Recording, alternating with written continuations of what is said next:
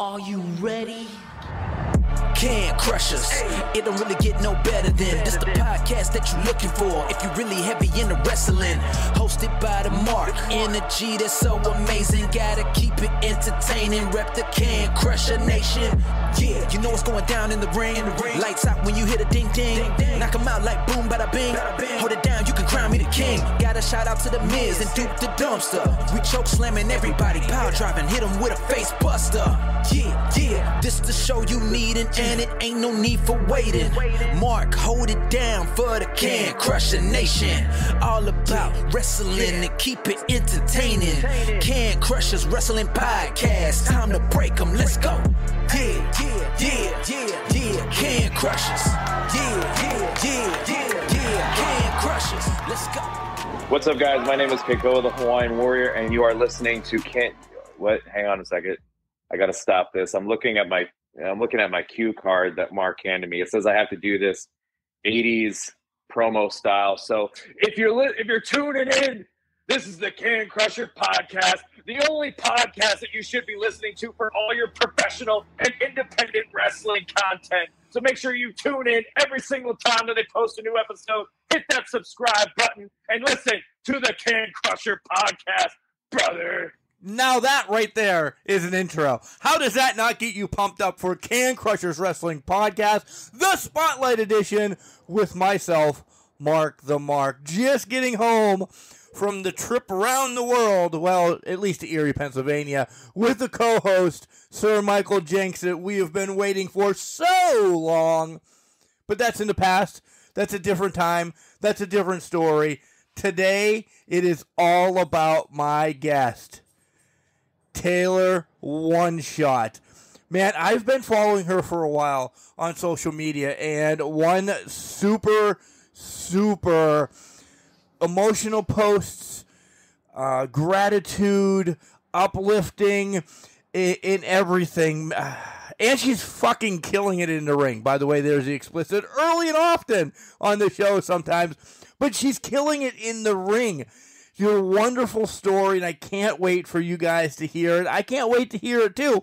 I know bits and pieces of it, but I don't know the whole thing, so I need to know the whole thing. So I'm super excited to have Taylor OneShot coming on the show to kick ass and take names, or chew bubble gum and kick ass and she's all out of bubble gum, or all of those, because this is going to be really super exciting for me. But, of course, you know what we have to do first. Tell you about Collar and Elbow. Hats, hoodies, tees, all the cool stuff that Al Snow and the Hooligans have down there. Go and buy it up for Christmas. And then use our promo code CANCRUSHERS. All one word, smashed together. Capital C in Can, capital C in Crushers. You'll save 10% on your entire order. That's awesome. Especially around, I was going to say Thanksgiving. I just said Christmas, but I'm now still thinking about Thanksgiving. Just around the time to save any little money that you can save is wonderful. We also have a WWE affiliate code. It is in the show notes, so make sure you click on there and you'll help support Can Crushers Wrestling Podcast. Where can you hear us? Jeez, everywhere. Really everywhere. Spotify, Google Play, Alexa, iHeartRadio, Podchaser. The list goes on and on and on. Wherever you're listening now, clearly one of your favorite outlets. So continue to listen there because that's where we are. But we're also on Podurama. If you ever want to check out an app that hosts podcasts, make sure you check out Podurama because it's seamless. From your phone to your computer to your laptop to wherever. Once you pause us, essentially, and then you pick us back up later on a different device, you won't have to scramble to find it and all that. And right now, Podurama, being linked with Can Crushers, you are getting 50% off a lifetime membership. That's really cool, huh? That really is cool. So check them out. It's an app. Just download it on any of your phone's devices or anything like that and go from there. Guys, we are getting set, as we said, to do another Ask Can Crushers in the middle of January. So that means you guys can start getting your questions in. Send them in to cancrusher69@gmail.com or on any of our socials, which are Facebook, Instagram, X, Threads, any way that you want to get in touch with us, go ahead and send those questions in. We dedicate that whole show to asking or answering the questions that you ask. And if you're an independent wrestler, referee, announcer, whatever, and you would love to be spotlighted on Can Crushers, use those same outlets. Reach out to us. 2024, we're starting to fill up January already, so get your foot in the door. Or if you want to schedule for later, we can do that as well. But come on the show. We invite you all the time because we love hearing your story, how you got wrapped up into this crazy business of professional wrestling, because it's so much fun. It is so much fun. All right, bills are paid. You're going to hear from Al Snow a little bit more about Collar and Elbow. And when we come back, we're diving into the interview with Taylor OneShot. Wrestling. A love and a passion we all share. I've started a wrestling brand. The wrestling brand. A brand founded on the aspects of wrestling. Two entities working together to create a product that connect emotionally for people everywhere. Collar and Elbow is the brand. Passion and love for wrestling is the drive. I am Al Snow, and this is Collar and Elbow, the wrestling brand. Hello, everybody. It is the Savage, Not Average, Backwoods Girl, Papa's Prodigy, Judy Hendricks, and you are listening to the most savage podcast out there with the most savage competitor in professional wrestling. Be sure to tune in and hear the most savage talks out there. Welcome back to Can Crushers, folks. You heard how excited I was to have my guest coming on the show. It is for so many reasons, and I'm sure we'll get to them during the podcast. An all-around sweetheart, Taylor OneShot. Taylor, how are you doing today? I am doing fantastic today. How are you? I'm excellent because, one, I'm talking deal. Because awesome. that's within itself. So how was the past holidays? Are you ready for Christmas? Any of that? Past holidays were really chill, low-key. Time with my family at my mom's. Let her be her rock star self and do the cooking and the meal and stuff. Yes, me too. It's good. I don't have to cook. I don't have to meal prep. I don't have to do any of that stuff. And I can take less pressure off of my diet and just enjoy. And I'm looking to Christmas as much as anyone else. I'm not like gung-ho Christmas, but I'm not also like a Scrooge or a Grinch. I'm very neutral. If you would talk to my family, they would say, I am the Scrooge or the Grinch. I will start my Christmas shopping on the 26th and all of that. Have you started any of your Christmas shopping? I got one person their gift, and that is my niece, because she is the most important Christmas gift to get. Otherwise, everybody else is adults, and whatever happens, happens, It is all about the kids. I will give you that. I will give you that. All right, let's do the rewind, because we want to know about your wrestling and everything that's going on with you, because you're crushing it on the wrestling and the social medias. And listen, I fourth wall down real quick. I told you you're an inspiration to me, everything you post every day. You get this 46-year-old man excited about going to work because your posts are just so meaningful. They're amazing. Thank you. That's super sweet to hear.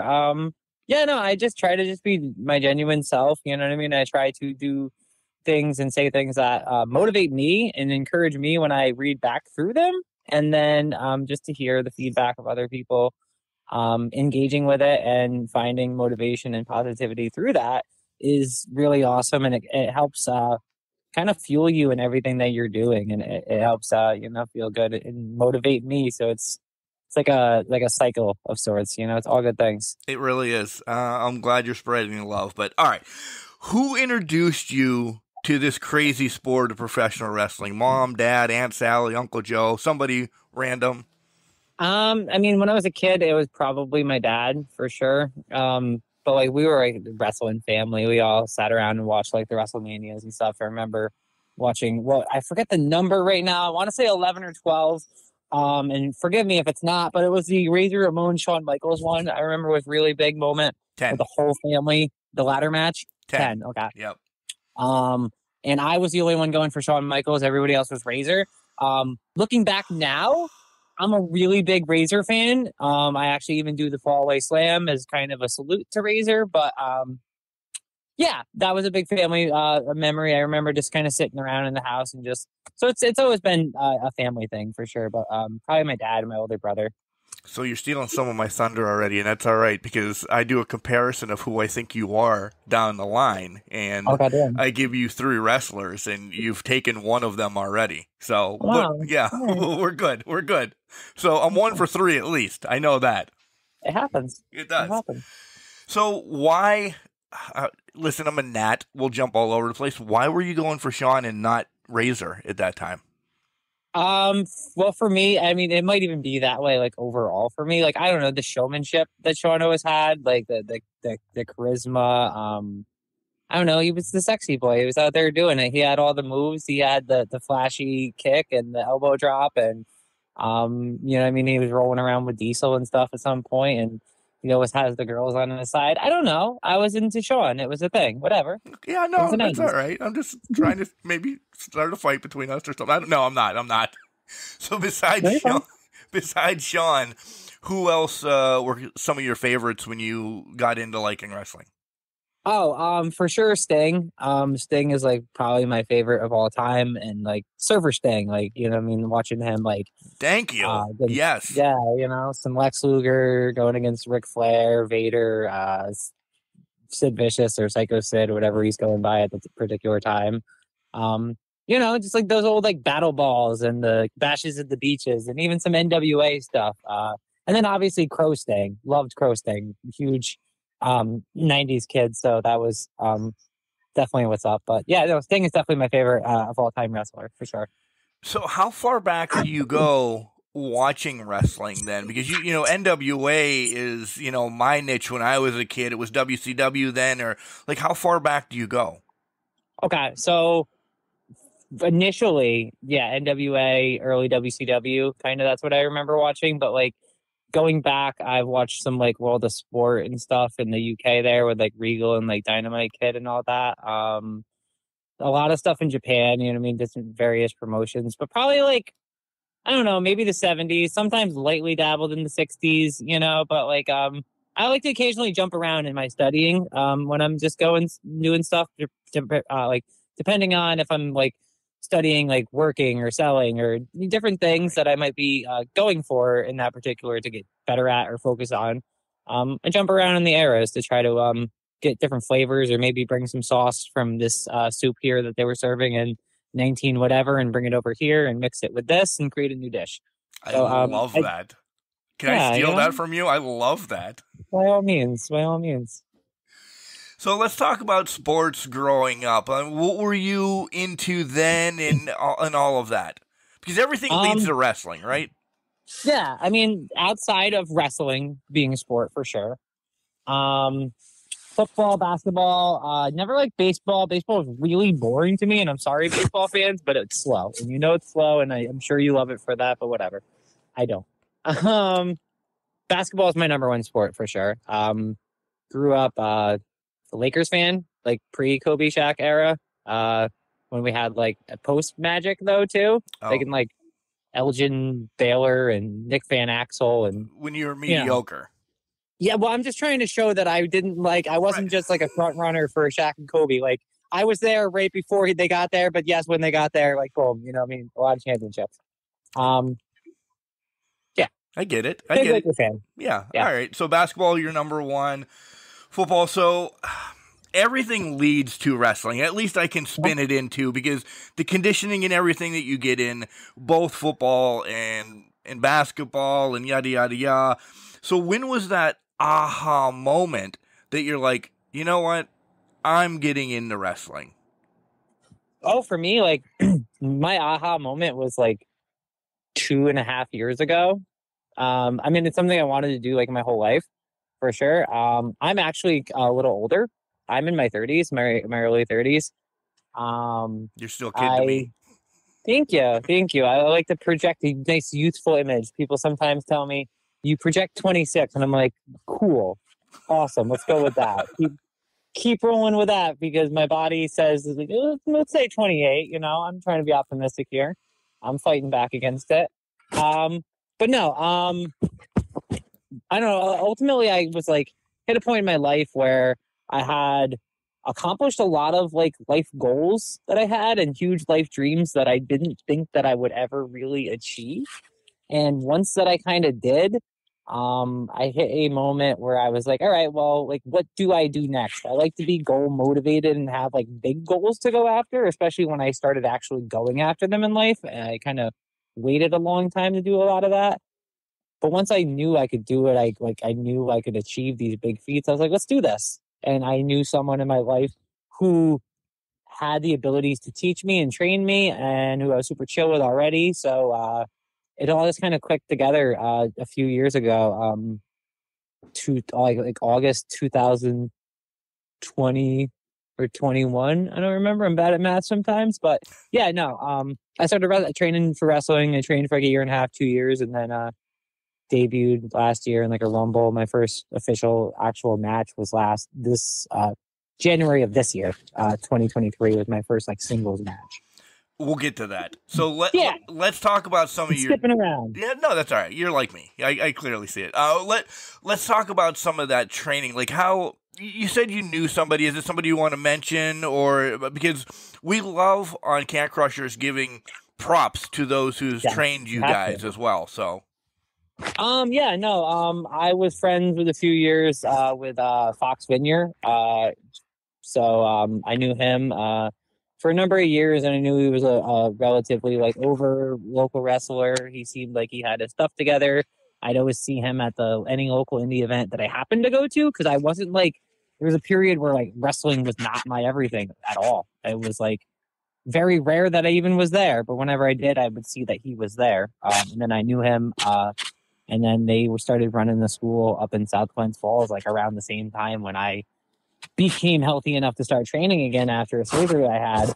So yeah, I started training with Fox Vineyard, and then they had Vic Delicious out of the NWA, and I learned a lot from him too. Various other people in and out, but those two were the two persistents. And then Fox is someone who I've carried on as like a mentor throughout the early half of my wrestling career here, and still to this day, so definitely the props to those two individuals for sure. Yeah, both you can call it the drop of a hat, and they'll give you either a critique or, you're doing this great, you're doing that great, kid. Keep rushing, keep doing this, right? For sure. Or they'll say, no way. Super busy. He's always super busy with the NWA. He's killing it. He's doing his thing. The now. But I always keep Fox the line for sure whenever I can, and he's gives me a critique, an honest critique that I can trust, for sure. Right. That's not going to be, if it's mean, well, it's not a mean, you know what I mean? But if it's like not what you're looking for, that it's a place of critique and a place that you can learn from. Right. And I need that for sure. Those are sometimes better than you're doing great. Oh my God, I love everything you do. You get that a lot as a positive loop, and that positive loop can keep you in a standstill. Yeah. So not that it's negative, but it's, criticism. Yeah, and criticism helps you grow. Yeah. So let's talk about first day of training. You go in, I'm going to take over the world, da-da-da-da-da. How'd you feel after first day of training? Because these are the great stories. Yeah, so I went up there, you know what I mean? I didn't think I was going to take over the world. I was totally not cocky and arrogant like that, but I was like, let's go, let's do this. I'm pretty tough, huh? I go to hardcore shows and mosh pits and smash around. Let's go. But my back was a lot of bumps. You know what I mean? It's pretty much just like all bumps, some grappling, hitting the ropes a little bit. But my neck hurt a little bit because you're learning the technique of taking the bumps. So you're going to take some not great technique ones at first. Oh, yeah. And your body doesn't have the calluses or any of that buildup of the muscle pain. So yeah, you know what I mean? A lot of back pain, a lot of, I remember one kid threw up. Yeah. I didn't throw up. No, not me. I have great cardio. But there's a story there. There's definitely a story there. Yeah, because you run around and stuff too, and you do drills, blow up drills and all that stuff to make sure you're conditioned well. But no, definitely for me, it was like a lot of back pain, some neck pain from just taking bumps and learning to take them properly. What was the hardest thing for you to get in training, even over like a couple months or something, because it's not correct for us to throw each other down. You know, myself just to go throw myself on the floor, or was it ropes suck running? I will always say that they suck. Everybody's like, oh, they're easy. Get in and run them one time. Or was it maybe like the psychology? Because listen, that's pretty rough to handle once in a while. Honestly, I feel like if anyone says that it's anything other than the psychology of it, especially in the early on, it's got to be the psychology, and especially in the early on, but even now in a year, like only a year in, psychology is still something that I work with, and I have to build on and grow and like identify and structure who I am, who is Taylor OneShot fully. I know I have a good idea. I present that pretty decently, but for sure, that's something that you could always heavily build up upon. I feel like any level that you're on. Physically struggled on at first. It wasn't ropes. I don't know. For me, it was like I was just coming off a surgery, so I couldn't take front bumps for the first month and a half, 2 months into the training, just because it just affected the surgery area. I don't know if that's fair or not as an answer, but no, I guess. Clearly, it's yours. Yeah, you can tell me whatever you want. You can say my big toe hurt, so I didn't want to do those. That's fine. No, I had to. I couldn't do the front bumps I like lightly and like kind of building up the idea of how to do them, but I just physically couldn't. Otherwise, I was like, oh well, I'm gonna die or something. So none of that, please. I jumped into training. So I had gender reassignment surgery, and then I jumped into training 3 months after that, and you're approved for like normal life at 3 months. And then you're approved. You're going all the way in at 3 months, though. I went into professional wrestling training 3 months post-op. So yeah, for me it was that. You know what I mean? Trying to work around my body, feeling out my new body, while also, figuring out how to do this like super painful, high impact thing. So for me, that was that. Did you ever have that moment? You're like, well, I did this for 3 months. I'm pretty good. No. Good. In fact, I had some people, I mean, I don't like telling the full story, and I'm not going to tell all of it, but the dude who owned it, I didn't love him, and I'm not going to name drop him at all, and he was neither of the two people, because I love those two people, but big against me, big like doubted me, big like you're not going to do this, you can't, you know what I mean, you don't want it. That place is closed down now, and I feel like I'm doing really good, so I'm out there wrestling in 5 states in a year across 11 promotions so far. So that's more than some people get in 5 years of wrestling, Taylor. It really is. Sometimes they're, and I'm not knocking them because I've had some of them on the show and this, that, and the other thing. Some of them are like, hey, you're in our promotions for 2 years, and then maybe we'll let you get out. And then, it's a tough battle to get your feet wet other places. Yeah. You're just crossing stuff off. Taylor OneShot here, there. I'm like, what is going on with Taylor? And I'm like, shoot him a lot of messages to every promotion. Or like, and not just like the same message. Don't copy and paste. Oh, God, Send out a message for each one that you looked at them. And yeah, they're going to look a little similar because you're sending the same type of message, but make it as personal as you can given the situation. Anytime I see someone saying, hey, we need a female talent, I'm on it. I'm on it quick too. Because I am eager and I want to get out there and I want to prove myself and I want to travel and I want to, I want to wrestle against good talent so I can, iron sharpens iron. So, as much as wrestling against, anybody is good, but the better talent you're wrestling against, you're going to learn more from it. So I'm eager. So, yeah. And you get to pick their ear usually in the back and say, hey, this, that. I think that's a lot of great moments within itself. Oh, sometimes, like for me, it's kind of like an unspoken thing. I say it jokingly sometimes. For me, like, so my favorite version of any wrestling match that I've been a part of is the version of the match that you call in the back, like before the show, where it's like, because you're doing the half moves almost. You're running the sequences together. You're kind of goofing off. You're doing the silly little walk steps to go into a little thing. I do this. You fall down. just the way that you connect with some of the wrestlers, especially me and some of the girls, it's a fun little time. And anyone who gets to see that version of the match, for me, it's like the best version of the match to me sometimes. That most fans don't even know about, don't ever get to see or experience. I don't really ever hear anybody talk about, but that's my favorite like wrestling match sometimes is that cute version in the back. Yeah, we kind of try to keep those. Everybody knows they happen, so it's not a fourth wall come down. Everybody knows they happen, but that's kind of like the wrestlers' own moments. I would love to talk about some of the ones I saw because I'm like, man, this is a 5-star, just a walkthrough of what I'm going to see later on tonight. You know, setting up chairs, whatever I'm doing, just running in and out. I'm like, holy moly, this is going to be amazing. I mean, that's sometimes. I have wrestled, again, we're fourth wall breaking or whatever, but the business has been broken over. I know. I hate even saying the business. I feel like I'm going to slap myself later for even just saying the business. But it's so exposed. I don't know. I've called some matches or had some matches called in the ring or whatever too. You know what I mean? Where it's like more organic, I guess, or whatever. But it's wrestling. It's wrestling. So let's talk about that first match then. Let's talk about that first match. Did you go back and watch it after so long? Are you never going to watch it again? Because I get mixed emotions from everybody I talk to. I don't know. I watched it like a bunch earlier on in the first few months. I haven't watched it in a while.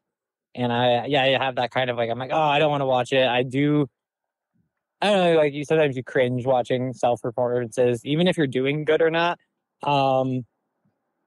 I don't know, the match was okay. It could always be a lot better. I could have sold a lot better. I could have done, there's so many, I could have done this, I could have done that. But it's so much easier to say when you're watching through a more experienced set of eyes than where you were when you did that, you know? Right. Totally glad I had that experience. Like super proud of myself for getting out there in front of the crowd, doing it, proving to myself that I could do it to other people. Falling, failing, being okay with knowing that you're going to fall and fail. I try. I want to look at it as a positive more so. Was it a great match? No, don't watch it. Don't match it. Am I going to show it to anybody if I want them to book me? No. I'll show other matches. Thank you. Right. But it's a stepping stone into where I am today, which is a little bit better than that. Yeah, listen, first podcast. It's a building block, exactly like you said. To rewind a little bit, you tell the family that you're getting into professional wrestling. What do they say? Cool, pretty much for me. You know what I mean? Like, awesome, you cool. You're doing that. Sounds dope. I had already done so many different things that they kind of just rolled with it. You know. Concern for travel, maybe for my mom occasionally. If I go places, you know, she's like, oh, hey, be safe, do this, do that, check the car, you know what I mean? But no, everybody's kind of cool with it, rolling with it, excited. Some of my family goes to some shows and stuff like that when they can. I mean, I have like my brother and his fiance will come to me to occasional promotions sometimes, typically ones closer to home. And will help do ring crew even. Nice. They know how to set up a ring now, you know what I mean? And some people just probably assume that they're wrestlers or something. And I'm like, nah, they're with me, you know what I mean? They're that guy. Yeah. Yeah, well, because I always like to do the ring too, because I like to learn the little quirks and, you know what I mean, of any ring that I'm working in. But they just like to help out. And if they're there anyway, they're like, why not? So I've taught them how to set up a wrestling ring too through that. So, just so you know, promoters, I come occasionally with 2 other people who are not wrestlers but know how to set up a ring. That's a bonus. Thank you for that, as we talked earlier. Deal. I just lost train of thought. Mom, biggest fan now? I don't know. There's this lady at work, this old lady who's got my sticker on her fridge. She is a sweetheart. You know, she's got some competition for mom. You know, I go to mom's house for Thanksgiving. I'm like, where's the Taylor OneShot sticker? What the heck? Old lady at work's got it on her fridge. What's going on, mom? Old lady at work probably has the new shirt already too. And we'll get to all your promotions. But yes. She might have she has the sticker for sure. the sticker that corresponds with that shirt. Mom's got nothing. Mom, you're letting us down, Mom. Nah, she's got the old shirt. She's got some 8x10. She's got pictures that no one else has, you know? So, like, I'm not trying to sell Mom down the river here, but old lady at work is a sweetheart, so she's competition. So I don't want to just give that spot to any one participant. Just know that there is competition. Okay. You know? This is the question I was telling you about, where I will say, who is Taylor OneShot? And I'll stop you, because my 3 people, you've given one of my answers away because of exactly what you do. Scott Hall, Razor Ramon, whatever you want to call him, in your fall away slam. Yeah. Unbelievable. We're going to round and say you're a year into business. We're going to throw training out, but a year into business. Unbelievable you do that so well. It's like you learned it from him. So awesome. The other 2, Beth Phoenix, because when you walk into the ring, the clips that I have seen, there's a presence about you of glam and slam, and you could be America's sweetheart, but you could put a fist down somebody's throat in a heartbeat. And then the other one is Chyna, because of everything you talked about, your transition and everything. And, you know, Chyna has, you know, transitioned professional wrestling for the ladies, for myself, into everything that she's done. So how close am I to... No, it's really good for sure.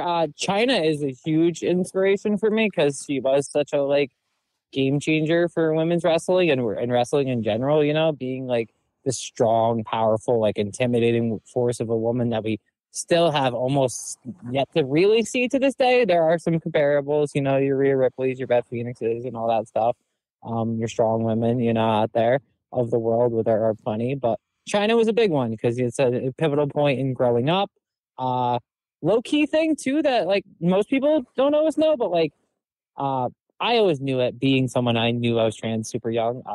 Chyna was the first person that I ever knew of who had undergone facial feminization surgery, which is just a series of surgeries across the face, in a package set of deal that they call facial feminization, because she was, you know, had a tougher face at first. If you pay attention, you know, you can see where she left. I'm not going to like name drop or wherever, but you know, she left, she came back, she had the surgery, and her face was softer features. And I always knew that as a kid, and I remembered that, and that stuck out to me for whatever reason, and made me latch on to her a little bit more, because I was just like, oh, I want, you know, it made me identify with her, or relate with her more, knowing that was something that I wanted, and a struggle that I could tell that she went through herself, and I go through too. So like, you know what I mean, I identify with her for sure.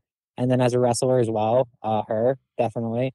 Scott Hall, love him. You know what I mean? The bad guy. He's a great personality, great heel in the business, really great mind, you know, from what I've always heard is he was the one who came up with the crow sting idea.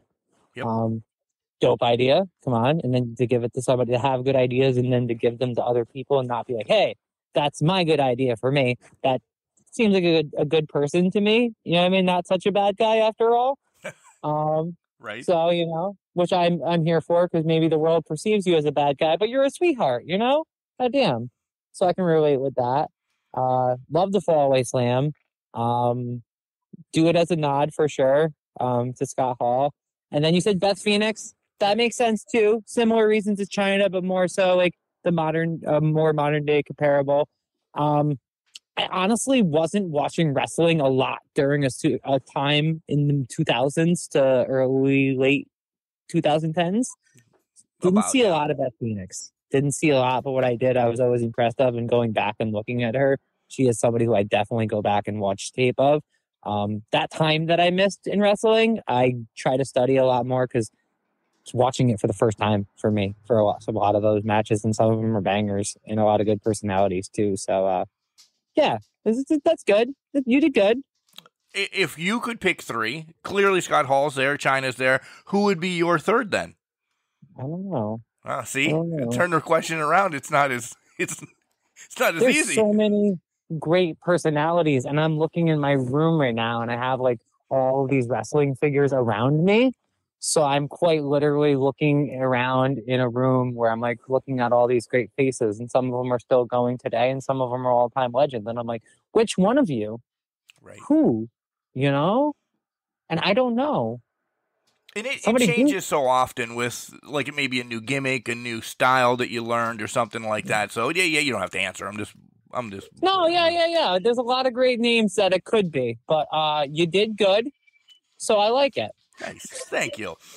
Yeah. All right, let's take a hot second break from wrestling and learn a little bit more about you. And you brought up one thing that I'm a big fan of already. So let's talk about some of your nerd out stuff. And if you got a lot of figures hanging around, what are they? LJNs, Hasbros, the newer ones, what? I got a bunch all over the place. I got some Toy Biz WCW stuff too. Some like the Sting and the Kevin Nashes and stuff too. The ECW, I forget who makes all those, like the Taz and the Dudley Boys. I got a bunch of the modern day AEWs, some Funkos and stuff. That's just what's in my room. But I know I have a huge toy collection. I have something like almost 400 Funko Pops. I haven't even bought any in like 6 years, but I was like going really hard, really bad for a number of years. Power Rangers is a huge thing I collect right now. I have like pretty much the entire Lightning collection, which is a modern day collection, but I got some of the retros. You know, it can be bad for me. I'm a toy collector. I get the Funko Pops. I get all of everything you said. The Funko Pops I wanted to start because, again, I'm 46. They started just a couple years ago, and CM Punk had one, and I'm like, oh, yeah. And then AG Lee, I'm like, they're going to start making a ton, and the wife started yelling at me. I should probably not get in it. There's a million of them now. Yeah. Luckily, and this is bad news, the Wrestling Loot Box sent a Daniel Bryan one, when he was Daniel Bryan, not Bryan Danielson. Right. And I'm like, oh, man, I got one now. But then I went back and I looked at, like, and I'm using Punk and AJ Lee because they're ungodly amounts. I'm like, well, I don't need to collect those because I'm not spending $10,000 for an AJ Lee one. She'll really kill me. No, my collection is worth over 13,000. A lot of the pops I have are some of the early first few years of the pops. Yeah. So they're in pretty high demand. There are some of those, like I got the two I'm looking at. I have the two Kobe Bryant ones. Those are like, some of them are like $400 or $500 each, sticks, like Beavis and Butthead I got from Australia, like years and years ago, because they weren't available here. And we did like a huge bulk order. Me and my brother were collecting. It was really bad for a number of years, but I stopped. Like, I felt like they were oversaturating them, like 6-7 years ago. So I kind of stopped, but I still have so many of them. And then it's almost like a pop stock market now. Do I sell them, keep them? What do I even do with them? It's almost a pop burden because they sit in boxes, steamed up. I got the Sting one signed by Sting. I keep that in my ring or in my room. I wish I had a ring in my room. That'd be cool. Right. Have you ever thought about popping yourself yet? You can you make your own. That sounds weird. I'm sorry. That came out weird. No, yeah, I get it. I wouldn't. I would never. I feel like I want to, at this point, I would want to either, like, if someone was to do something adorable, like, oh my God, that's so sweet. But I would secretly love it, like a lot. Old lady in the office, when you're listening to this, you should. No, I'm kidding. I'm I'm saying if you'd like. But no. Or if it ever organically happened, that'd be amazing. But I don't know. I'm gonna stay away from that. It's wrestling can be ego driven enough as it is. Touche. I don't need to be making my own toys right now on my own. Besides figures and collections and everything, what else do you kind of nerd out about? What do you, you video gamer? You love music? What else? I like video games a lot. I play. I wish I played a lot more than I do, but I don't as much as I used to. But I used to love like Zelda, Final Fantasy. Played so much Halo 3. A lot of that. Right now, I don't have as much time, so I just like play drop in, drop out games where you can play like a match or two and leave. But I still hop into Tears of the Kingdom, Zelda. I'm trying to play that on my Switch when I have time, but I just do a lot with wrestling. Going to the gym. I go to the gym twice a day, every day. That's exhausting. It is. Yeah. So I don't have that time anymore. But I was a super avid gamer. Music.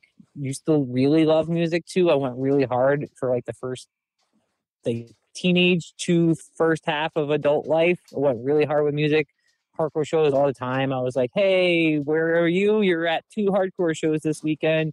Anywhere USA, mosh pits, smashing people up. I used to play drums, used to sing, was on a few band CDs and stuff like that. Some were like my brothers and some were like a band I grew up listening to. I got to write lyrics on a song that I grew up listening to, and then they got back together in 2015 and knew them, got to add lyrics to a song. That was super cool. I've worn a lot of hats in my life. See that? Yeah.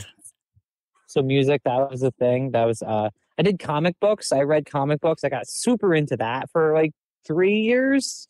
And I did a YouTube channel. It's the reason why I have like 2,000 subscribers on my YouTube page, is like did the comic book thing, and was doing like reviews for DC Comics, and they were giving me books a week in advance, and doing something like dramatic comic book readings I was doing, where I was like narrating the book and adding like subcontext or context to the book, and then I would be like, and then Batman says, and I would be Batman and be like, what's going on, Gotham City? Nice.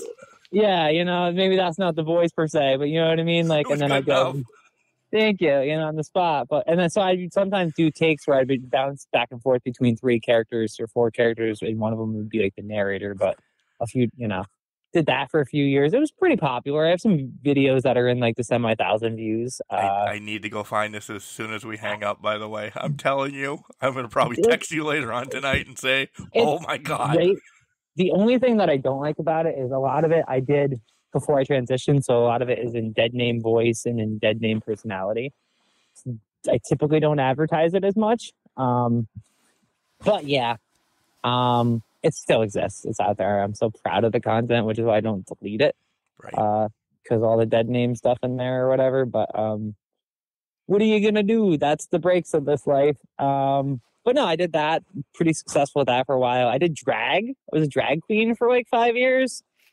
Wasn't really great at that. That was the one that but I just kept trying, and I went out there, and sometimes I would just go to shows just to go out and be dressed up. I was better at that than the performing aspect of it, but I did it and I had fun. And I got YOLO, right? You got one life. Live it up. I wouldn't be me too today, like me, the person, if it wasn't for the character that I created then, to explore who I was as a person. Right. You brought it up a couple times. I don't know how much of the story you want to tell that you're trans. Is it? I don't know how to transition into it. Essentially, we talked a little bit off there, but do you want to tell that story or whatever? Not too much for me. It's like I am. Right. Yay is out there. This is what I am. It's an aspect of my life. It's several rippling effects that are deep cutting within it. But like the personal aspects of it or whatever, and it's. It's one of those stories you start hearing. You hear 12 trans stories. You start hearing a lot of common overlapping positives, traumas. You know what I mean? Right. Overcoming things, and there's a lot of common variables. You know what I mean? So like, I don't want to bore anybody down with that, or like, oh, what was me and this and that, or oh, she's overcome this or that. There's some good stories in there, some hard hitting like stuff that is very personal that I'd rather not. So yeah, just I am, and that's cool. I make it a low key part of my stuff. I don't make it like this is my gimmick, but I always like to represent for sure. I don't hide it. I have my necklace that I always wear during Pride. I came out to the ring with the flag. I thought that was pretty cool. That meant a lot to me during Pride. Always representing. It's might subtly be in my artwork here or there, but it's never like the omnipresent force. I get that it. like dominates. Oh yeah, and I get it. And I'm going to say this, and you can smack me. You can tell me to edit out later on. You're on here because you're a professional wrestler, and I love what you're doing in the ring. If it sounds mean or rash, I don't mean it. It's not because you're trans. You're a wrestler, and I want to talk to you because you're kicking ass and taking names. So yeah. Okay. All right, 2 stupid questions, because I love throwing a couple stupid questions in, and you're going to be like, oh, Mark, you're horrible at these. But good, that's what they're meant to be. So your Taylor OneShot, what would happen if it would be like TwoShot Taylor? Would it be? Okay. So, only because you have briefly tackled on it. So I was at last event, or was it the last? It was the event before for a certain promotion that I worked. We were on a Rumble, and I defended my women's championship, and successfully, mind you, against Big Juicy. And then a number of us, including myself, participated in a Rumble for a shot at the championship, another championship in the promotion. And I was, I was like, well, hey, what if I was to get eliminated, because I'm not trying to, but like, what if I was to come in again? Could I enter the ring as Taylor's second shot? Yes. It's like, it's my second shot, but then like if I win, it's like, does Taylor OneShot get the win in the title shot, or does Taylor second shot get it? That's a question we didn't get to answer, so maybe one day we'll find out, but I have thought about it. Okay, so we'll put a pin on that and come back to that in a while. We'll circle back. Long-term booking. And that's the best thing, by the way. We'll talk storylines here in a minute. Yeah, totally. If you could be on one TV show ever, what TV show would it be and why? Is it Boy Meets World? Is it? Is that the answer? Is it? I love it. It might be, right? Right. Like, or like Power Rangers for me, like, as I'm big into that, I don't know. It might be Boy Meets World. That might be the answer. I love Seinfeld, but I don't know. That's kind of like, do I fit in with the crew, or they're just like, hey, we already have a George, I'd picture you more as a Kramer. I really would. You just come barreling in. Oh, yeah. I might just open up the door and be like, hey, I need some pickles, Jerry. What's up? Yeah. Toughest. It might be Boy Meets World. I think it definitely is. I definitely didn't think we would talk about Boy Meets World tonight, but yeah, I love it. It's wholesome.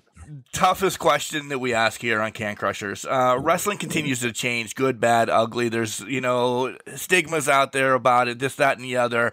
If you could eliminate one thing in the professional wrestling world, what would it be? Ooh. There's a lot, I know, but pick your top tier one.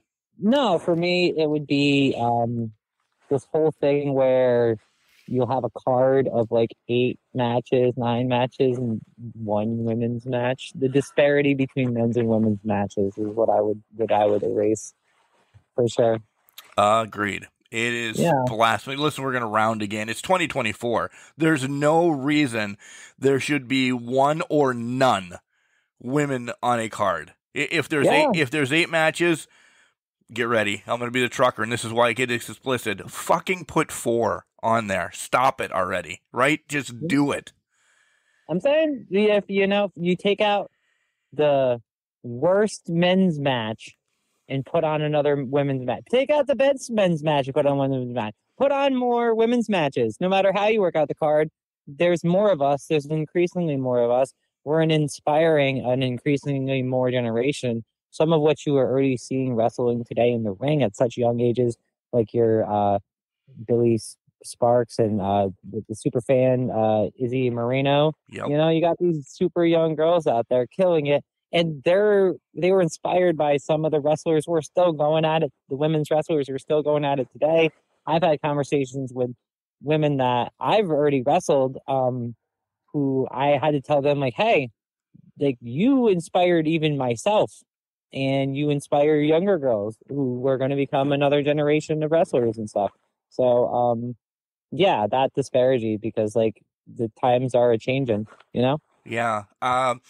Taylor, I just got back from WrestleCade this past weekend, and there's Ladies' Night Out, and I'll tell you, that card was better than several other cards, and you brought up 2 names that were actually on it. Izzy and Billy were both there, and Izzy got one of the biggest. Billy is so over, you know that, but a lot of people still don't know who Izzy is, but man, did she get a pop for the whole night, everything she did, and she's a legit baby in this business, and she's got the brass ring, the golden ring already. She's amazing. So she has the opportunities, the resources, the abilities, the moment, the story that's already like pre-built in there for sure, and the desire, the passion. You have to have that. You know what I mean? Plenty of people had the opportunities, the resources, the path, and haven't done anything. So she seems really positive and seems like a good thing, and is even inspiring girls who aren't much younger than herself already. So that's, even the both of them. So that's even cool too, because they're seeing already like, oh wow, they're not that much older than me. Right. I can do this and be them if I do this now. So like that's important, really important too. So I'm loving it. Did you have that moment yet of somebody coming up to you saying, "Oh my God, now I want to become a professional wrestler because of you," or did you have that? Because if not, and I don't be brash again, it's coming because the way that you're changing everything, it's coming. Have you had it yet though?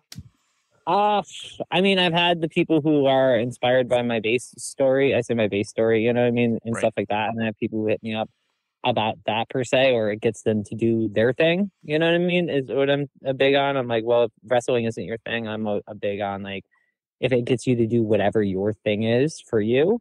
I've definitely had a lot of people hit me up with that. As far as wrestling, you know what I mean? I've had like, one of the sweetest things I saw was, a girl in the crowd responded to one of my earlier pieces of gear when I was trying to figure out like what I was rolling with or whatever. I make all my own gear. I had one of my logos was like, it had the trans logo bigger on it. When I was before I kind of like didn't want to make that the centerpiece, but I remember her saying like, "Hey mommy, look like me." She wasn't like super young, you know what I mean? She was like a teenager or something like that, but either way. She said something like that, or somebody told me that backstage, so I didn't hear it directly. But I was like, well, that's cute. That's cute. That was like earlier on. I want to say that was like last March. I remember somebody telling me about that. It was cute. But no one's ever come up to me yet and been like, oh, hey, I want to wrestle because of you. At training, there was like a girl or two who like started training because they were like, oh, hey, cool, you're doing this, and how can I go? They don't wrestle now. Which stinks, because I wanted them to, because we have more people to wrestle right now, you know? Right. Yeah. What's the best advice you've gotten behind the curtain from somebody? Either your trainers, or maybe you went to a seminar, or just another wrestler or something? Oh boy. I can't think of anything right now, so the thing that keeps like burning out in my head is don't be stupid, you know? Especially when you're going somewhere big, like be respectable, be kind, represent yourself, shake all the hands. You know what I mean? Don't do anything stupid, you know, as far as like in the ring or, you know what I mean, in the camaraderie and the setting up the ring crew. So just kind of like watch yourself, watch your behavior, be respectful, shake the hands, say hello to everybody. You don't never know who anyone might become. And even if you don't, and if it, you know, like just be respectful with everybody and be chill, shake all the hands. That's don't be stupid too. Yeah, that one keeps sticking in my head too. That's great. It really is great advice that gets lost sometimes, though. It really is. How much wrestling do you get to watch today? We kind of pandered around this, but now just get right into it. Like, do you watch everything? Do you spend 45 hours of your week watching everything? Are you a clip watcher? Are there favorites right now, storylines that you love? So like I was definitely watching a lot more wrestling leading up into right before training and then into training, like as far as the live active current product, you know what I mean? Like I was engaged fully. I was watching all of it. Now I watch a lot of the pay-per-views and stuff like that. I'll watch more like in the moment. If something big happens on like the current product, I'll go back and check it out or something like that. But I do a lot of jumping around time, you know, the time hop a little bit. I'll pick different matches, or even just like I'll watch a whole random pay-per-view or random few episodes of a show or something, either live or even if it's not like one of your big promotions, you know, if I'm just jamming out something else on like YouTube or something, going through a power block of that. I'm a traveler, you know. I like to eat the different ice creams and sample the different foods, and so if that answers your question, that's the answer, sir. Yeah, sir. Thanks. That's very nice. Thank you. No, it makes perfect sense because can you watch it for fandom anymore before I say what I was going to say? No, 100%. If you can't, it's my opinion. I mean, I don't know what the other people are going to say and the older folks or whatever. if you can't still like mark out to something, quote unquote, or get excited, you know what I mean? Or be fooled or be swindled or get over invested into a storyline, or, you know what I mean? Be surprised and get that genuine excitement. Like, what are you doing here? Because I feel like if you want to create those same moments, you know what I mean? You got to be able to feel those same moments, right? And to know what it took to get and create those moments. So, yes, you can still be a big fan. If you can't, what are you doing? You answered that, and I don't have to have the follow-up then. So perfect. Yeah, it's exactly right. I mean, we're all Marks to start. My mom aptly named me Mark. She knew I was going to be a big wrestling fan or in the sport, so she's like, oh, might as well just name this guy Mark because that's what he's going to be. I'm saying, you know, I throw myself under the bus. I bought the MJF pickles. Did I tell you really? I did. Did I tell him that when I met him at the Creative Pro event that I was a lumberjack for? I did not. I mentioned none of it.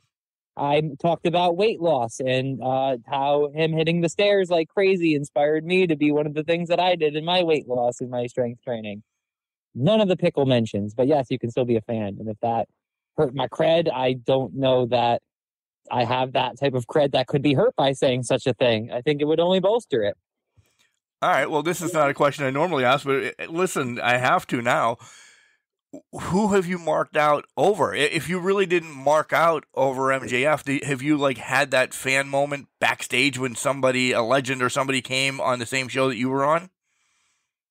No, for me, like, okay, so like when I was like younger and stuff and like going into the hardcore stuff and going to a lot of the shows and I was like always coming up with like I liked a lot of my local bands. So I knew a lot of them and they were granted older than me and stuff like that. But I was like hanging out with them, going on tour with them, meeting the bigger touring national bands.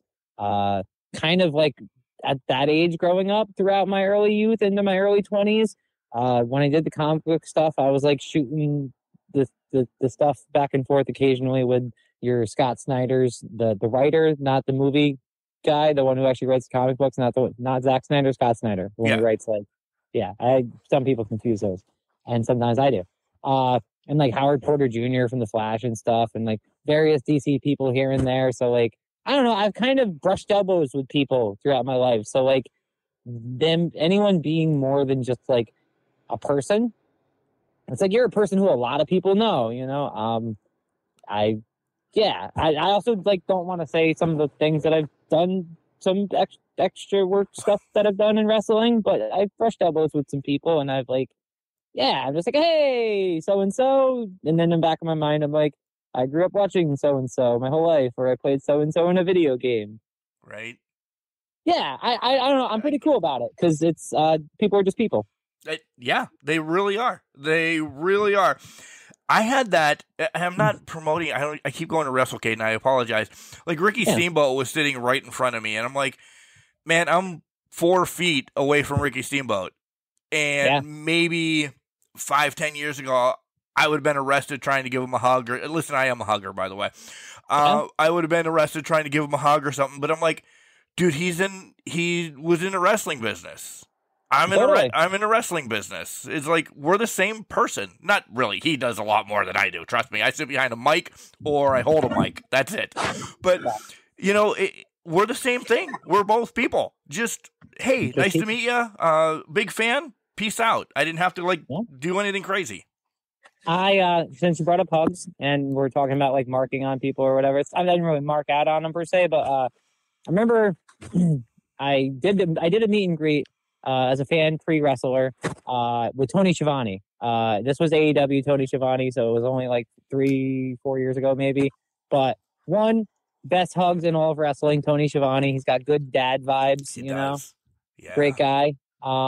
Eric Bischoff was right there to the left, and I was thinking in my mind, I was like, I want to tell him that, like, I wanted to, like, punch him in my face when I was a kid for so many years. I was like, I hate you, man. But you're so good at what you're doing because that's why I hate you so much still to this day. Not that I real life do, but you know what I mean? I believed. But yeah, no, Tony Schiavone, sweetheart. I got him to sign I worked at Starbucks too, so I had an extra Starbucks apron and I got him to sign that. Because you we're wore not so one with different. Britt. Nice. He got a good laugh out of it. You know what I mean? He understood. He said it was a first, and I was glad of that. You know what I mean? I always hope that it's something that they kind of remember a little bit. It's a little tongue in cheek, but it was adorable. Yeah. That's awesome. What's goals going forward for 2024? More travel? What's up? 2024. Yeah, my goals for sure are I'm restricting my diet, honing in that a little bit more. I'm upping the weights across the board. I haven't really strength trained as much this year, so I'm definitely going to strength train more, despite the fact that I've put on more muscle. I want to travel more. I want to work more, better opponents. I also want to get and make sure I put a further asset this year into in-ring training as well. Just a deeper focus into that, because I feel like as I'm getting more serious, then I need to just keep investing even more time into that. So that's something I want to do, and travel to a few different schools maybe, and work with some different people in that, like, behind the scenes training aspect. And not just like the in-ring work with different people, but the training too. Just getting better. You know what I mean? Presenting a new version of myself. I'm going to be making a big splash at the beginning of the year that I haven't announced yet. It'll happen. It'll change things in a big way for me as a person and as a wrestler. So that'll be exciting. It'll definitely affect my early half of the next year, but it's going to be good. It's going to be really positive for myself, and it's good. Yeah, heck yeah, I'm gonna crush it. I don't know if I can swear or not. Oh, you can swear. Yes, please swear. And I don't even know if this is a swear, but like, I have it on the back of a few of my shirts, so the ones that I hand make life your bitch. That's my motto. That's what I do. I make life my bitch. And that's what I'm going to do next year. Make 2024 my bitch. I love it. Before I let you go and do your whole socials, buy merch, I always ask this. And this should change all the time, but I always ask this. Dream match, but I have a caveat. I want to know who, where you want to have the match, and what stipulation. Ooh. I don't know what my dream match is. Is my dream match, because like for me, like, it's like something that's obtainable right now. That's fine. I don't know, but like, I don't know. I last year I said the match that I wanted, and I got that match. Last year I wanted to wrestle Christina Marie, and I got to wrestle Christina Marie in the main event in our local area that we're both from, and that was like the biggest thing that I did this year in my mind. So that was hype. I would love to wrestle Nyla Rose big time. And I want it to be more than just the trans stuff, and I don't want that to be the aspect. She was a big inspiration to me, you know what I mean? It was a sweetheart to me, and seeing that somebody else could do that, you know what I mean, in the position that I'm at, was huge inspiring to me. So that would be dope. I mean, obviously you get to wrestle somebody in the E. I want to wrestle the big, strong women across the board. I want to wrestle Jordan Grace. I would love to wrestle Sunny Kiss. I would love to wrestle like some of those bigger names for sure. Not that any name isn't bigger. They just haven't had the exposure that they deserve. But as far as those like notable names, yeah, let's go. Anyone strong, powerful, let's go. Step it up. Is there a match that you can pick? A match type? Yeah, a match type that you really want to knock off next year. I would love to wrestle in a cage. I don't think they put women in the cage as much, and I would love to wrestle in a steel cage and just really go at it for sure. I would love to wrestle in a ladder match, but a cage, yeah, I think that's probably my number one desired match. That would be dope. Anywhere, let's say New York, because that's a big town, and I'm from New York, so travel won't be as bad, huh? Yeah, Madison Square Garden. Then we'll just throw it out there. Let's just do it. Boom. No, let's do the Barclays Center because it's nicer, huh? Touche. It really is. Yeah, Madison Square Garden has the history, but Wolf was there a couple years ago. It's a dump. History. We'll make our own history, you know? Yeah. Nyla Rose, Barclays Center, in a cage for whatever. Yeah. Let's go. Is there a match you wouldn't do? Like a death match, a hair match, anything like that? I mean, I'm sure if somebody's going to throw a stipulation at me and I'm like, no, not today, friend. Yeah, I don't want to wrestle. I don't want to lose my hair. Who wants to wrestle? Who wants to lose their hair? No, not for me. Would I risk it? I'd have to see the opponent. That's for sure. I don't know. I'm up to put risks up there, but no, I don't know. I would turn down matches for sure if I'm like, no, thank you. An electric this match, an electric eel match. Like, what does that? Well, No, I geez, don't. no, God, no. We weren't even going down that line. I don't want to hurt the eels. Like I don't know what type of wild match stipulation they might throw at me, so I can't just openly say like, yeah, I'll take any match, and then they're like, oh, any match, huh? How about this one? And I was like, damn, I said any match. It's too late. Pete is going to be outside the door. We don't need that. We don't need any of that. You don't need that. All right, this is your time, dear. Give us your merch, your socials, where you're going to be, without making that big announcement. You guys will have to go to our social medias for that, but give us all that stuff, your rundown. Yeah, no, I am pretty much Taylor OneShot anywhere. It's always going to be the word one shot. Everybody on flyers puts one shot as one word. It's two words, but yeah, I am Taylor OneShot anywhere. I have t-shirts on Pro Wrestling Tees. You can find me on Facebook, on YouTube, on Twitter, or X, or whatever they're calling themselves these days. You can find me in a whole bunch of other places, some of which are more mature. Figure it out yourself. Yes, Taylor OneShot. Okay. Dude, you might be the first more mature one that I've had bring it up at least, but nonetheless.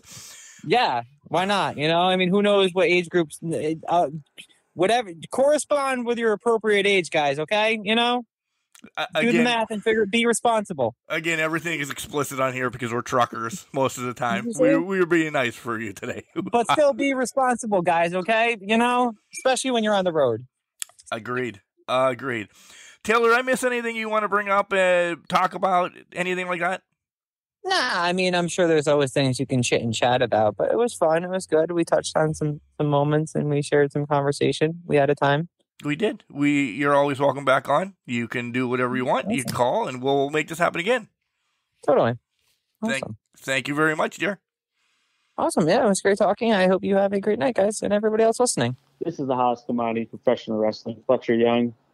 You're listening to Mark the Marks. Man, Mark the Mark. What a stupid name. This guy tries to be in with all the wrestlers. It's no wonder why he called himself the Mark. But check out his podcast. It's called Can Crushers. And be sure to check Fletcher Young out on all the local independents. Ladies and gentlemen, that was my interview with Taylor OneShot. And how cool is she? And how about my comparisons? I gloat every time that I get them right. Because, listen, it's really the only thing I can hang my hat on in life sometimes is getting the comparisons that I know wrestling. And maybe people are going to come at me like, Mark, you don't know wrestling. You're just guessing. Or da-da-da-da-da. No, I really... Couple clips here and there, watched of Taylor, and then I saw the fall away slam, and I'm like, oh my, she loves Scott Hall. So, and what a hell of a fall away slam. But how about everything she's overcome? And man, the dream match, would love to see her and Nyla just tear it down. How awesome would that be? I super would love to see that. But my favorite part of the whole interview, and maybe I'm going to have to, get some people in an armbar or a headlock or something to talk about these, because they are pretty amazing. When we both were talking about the backstage matches, and again, fourth wall, we said it during the podcast, so I can say it now too, just the way some of them are put together, the walkthrough, you just picture what's going on, and then boom, they take it to the ring. I'm glad Taylor said that. I really am, because you don't have a lot of people saying that or even want to talk about the matches backstage, as I put that in air quotes, but that's a big part of wrestling. It's a big part of independent wrestling. I mean, you've heard the stories of even WrestleMania 3, one of my favorite matches, of Steamboat and Savage, how Savage wanted everything, to the T, knowing what's going on all the time. That was Savage's MO. But, speaking with Ricky Steamboat a while back, he loved hanging out with Flair in matches because everything was call in the ring. So there's two different types of matches going on in the ring that you see, and sometimes that match has been planned backstage, and then sometimes you have no idea when it's planned. They're just playing off the heat or the cheers or everything of the crowd. So need to put that in our repertoire a little bit more to talk about some of that. So Taylor, we're going to give you a huge shout out for that. Make sure you follow her journey in professional wrestling because it's going to be a hell of a one. Thank you once again, Taylor, for coming on the show. All right, guys, time to get ready for this play that I'm in. So, yeah, if you guys are in and around the St. Mary's area in Pennsylvania, come and see A Christmas Carol. You won't be let down. But remember, just because you're trash doesn't mean you can't do great things. It's called a garbage can, not a garbage cannot. Make sure you tell your loved ones you love them, because you never know.